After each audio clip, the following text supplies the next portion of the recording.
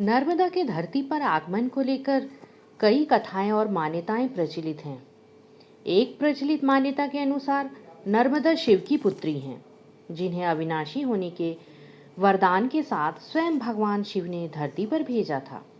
एक अन्य मान्यता के अनुसार अमरकंटक की पहाड़ी पर ध्यान में लीन भगवान शंकर के पसीनों की बूंदों से नर्मदा नदी का जन्म हुआ। तो चलते हैं आज दोस्तों नर्मदा मैया के साथ नर्मदा मैया के सफ़र में। मैं प्रीति सिंह आप सबका स्वागत करती हूँ आपके अपने ही चैनल प्रीति भक्ति पथ पर। मुझे नर्मदा एक मध्यम वर्गीय परिवार की लड़की की तरह दिखाई देती हैं, जिसके पास ग्लेशियर की पैतृक संपत्ति नहीं है, फिर भी वो जिंदगी की राह पर आगे बढ़ती हैं। जो पत्थर पहाड़ उसे रोकते हैं, उन्हें तोड़कर अपना रास्ता बना लेती हैं। वही जो धाराएं, झरने, वन, वृक्ष उसका साथ देते हैं, उनसे दोस्ती निभाते हुए बढ़ती चली जाती हैं। आगे बढ़ने से पहले आप सबसे फिर पुनः वही रिक्वेस्ट है, प्लीज़ मेरे चैनल को लाइक कीजिए, सब्सक्राइब कीजिए और शेयर कीजिए। तो चलिए आगे बढ़ते हैं अपने सफ़र में। कहा जाता है नर्मदा ने कई हजार सालों तक तपस्या की है। इससे भगवान शिव ने प्रसन्न होकर उन्हें दर्शन दिए। इसके बाद नर्मदा ने उनसे कई वरदान प्राप्त किए। इसमें प्रलय में भी अविनाशी होने, विश्व में एकमात्र पापनाशनी और नर्मदा में पाए जाने वाले पाषाणों के शिवलिंग होने का वरदान पाया। यही वजह है कि नर्मदा में पाए जाने वाले शिवलिंग को बिना प्राण प्रतिष्ठा के ही पूजा जाता है। इसके अलावा नर्मदा ने अपने तट पर भोले पार्वती के साथ ही सभी देवताओं के वास करने का भी वरदान प्राप्त किया। इसीलिए तो अविनाशी है नर्मदा मैया। एक तीसरी कहानी है, जिसके अनुसार राजा पुरुरव ने अपने पूर्वजों को मोक्ष दिलाने के लिए भगवान शंकर की तपस्या की। पुरुरव की तपस्या से प्रसन्न होकर जब भोलेनाथ ने वरदान मांगने के लिए कहा, तो राजा ने नर्मदा मैया को धरती पर भेजने का वरदान मांग लिया। भोलेनाथ के निर्देश पर नर्मदा स्वर्ग से धरती पर उतर आईं। यही कारण है कि नर्मदा को शांकरी नदी भी कहा जाता है। आइए अब हम जानते हैं कि नर्मदा मैया उल्टी दिशा में क्यों बहती हैं। इसके पीछे की कहानी क्या है और रहस्य क्या है। प्राचीन धर्म ग्रंथों में जिस रेवा नदी का जिक्र हुआ है, वह भारत की एक पवित्र नदी नर्मदा है। कहते हैं गंगा में स्नान करने से जो पुण्य प्राप्त होता है, वह नर्मदा नदी के दर्शन मात्र से ही प्राप्त हो जाता है। इस नदी का हर कंकड़ शंकर के समान है, जिसे नर्मदेश्वर महादेव के रूप में पूजा जाता है। नर्मदा के जन्म की कहानी बहुत ही रोचक है, और उससे भी रोचक है इसके नदी बनने की कहानी। ऐसी एक कथा है कि यह भगवान शिव के पसीने से एक 12 साल की कन्या के रूप में उत्पन्न हुई थी। फिर जीवन ने ऐसा मोड़ लिया कि प्यार में इन्हें धोखा मिला और यह उल्टी दिशा की ओर बह निकली।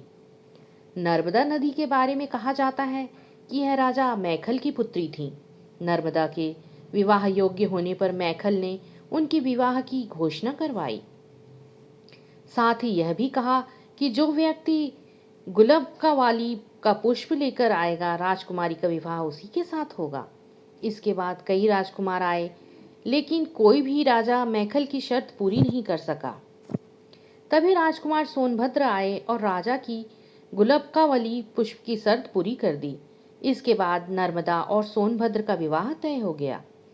राजा मैखल ने जब राजकुमारी नर्मदा और राजकुमार सोनभद्र का विवाह तय किया, तो राजकुमारी की इच्छा हुई कि वह एक बार तो उन्हें देख ले। इसलिए उन्होंने अपनी सबसे प्रिय सखी जुहीला को राजकुमार के पास अपने संदेश के साथ भेजा। लेकिन जब काफी समय बीत गया और जुहीला वापस नहीं आई, इसके बाद राजकुमारी जी को चिंता होने लगी और वह उसकी खोज में खुद ही निकल गई। तभी वह सोनभद्र के पास पहुंची।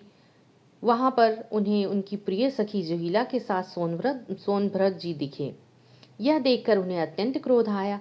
इसके बाद ही उन्होंने आजीवन कुंवारी रहने का प्रण लिया और उल्टी दिशा में चल पड़ी।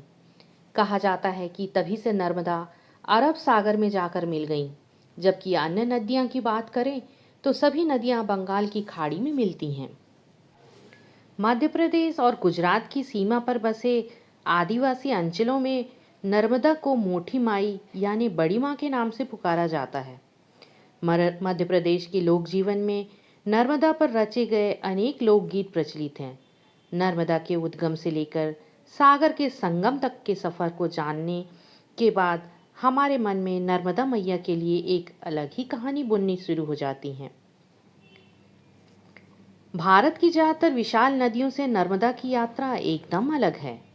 हिमालय और उसकी तराई से निकलने वाली नदियों को साल भर बर्फ से पानी के रूप में सौगात मिलती है, परंतु नर्मदा जैसी नदियों के पास यह सौगात नहीं होती। यह नदी मध्य प्रदेश के अमरकंटक से निकलकर गुजरात में खंभात की खाड़ी तक पहुंचने में जो सफ़र तय करती है, वह 1312 किलोमीटर का रास्ता होता है। इस पूरे रास्ते में कई पर्यटन स्थल और तीर्थ स्थल भी बसे हुए हैं।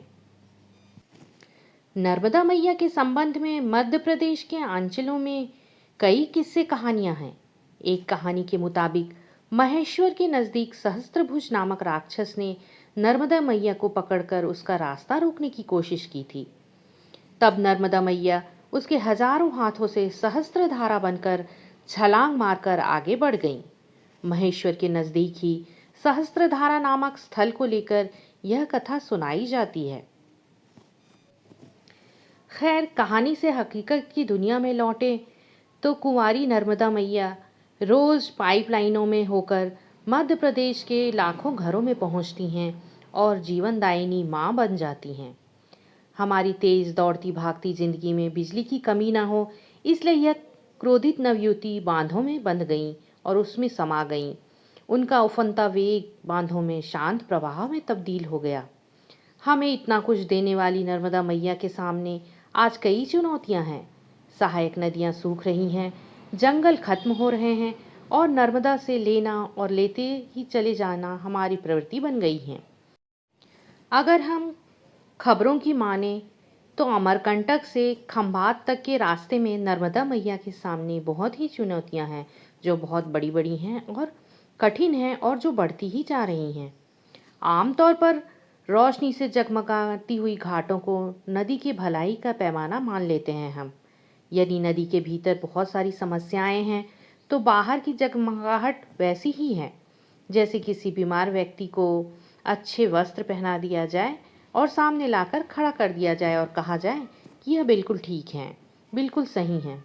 उम्मीद है कि आने वाले वक्त में सब कुछ ठीक हो जाएगा और हमारी प्यारी कुंवारी सी नर्मदा मैया कभी भी वृद्धावस्था या रुग्णावस्था में नहीं जाएंगी। नर्मदा जी की इतनी विशेषताएं हैं कि एक ही वीडियो में दिखा पाना या कुछ बोल पाना संभव ही नहीं है, पर यह भारत की एकमात्र नदी है जिसकी परिक्रमा की जाती है। पुराणों के अनुसार गंगा में स्नान से जो पुण्य मिलता है वह नर्मदा मैया के दर्शन मात्र से मिल जाता है। एक बात और कही जाती है कि नर्मदा बेसिन में बसे जंगल, वर्तमान में जिन्हें हम कान्हा राष्ट्रीय उद्यान कहते हैं, वहां पर ही लेखक रुडयार्ड किपलिंग को जंगल बुक लिखने की प्रेरणा मिली थी। और हम सभी जानते हैं जंगल बुक कितनी फेमस हुई थी। अंग्रेजी साहित्य को एक कालजयी रचना मिल गई थी। इसी पर आधारित किरदार मोगली आज भी बच्चों और बड़ों में बेहद लोकप्रिय है, जो हम और आपको सबको पसंद है। चलिए दोस्तों, आज की यह सफ़र हम यहीं पर रोकते हैं और फिर से मिलते हैं नर्मदा मैया के दूसरे पार्ट में और फिर थोड़ी चर्चा करेंगे हम और आप दोनों मिलकर उस वीडियो में। तो मेरा प्रणाम है आप सभी को। आशा है आपको ये वीडियो पसंद आया होगा। तो वीडियो को लाइक कीजिए, शेयर कीजिए और सब्सक्राइब कीजिए। मैं प्रीति सिंह इस वीडियो में आपसे विदा लेती हूँ और फिर से मिलते हैं नर्मदा मैया के सफ़र पे आगे। धन्यवाद। जय श्री महाकाल। हर हर नर्मदे।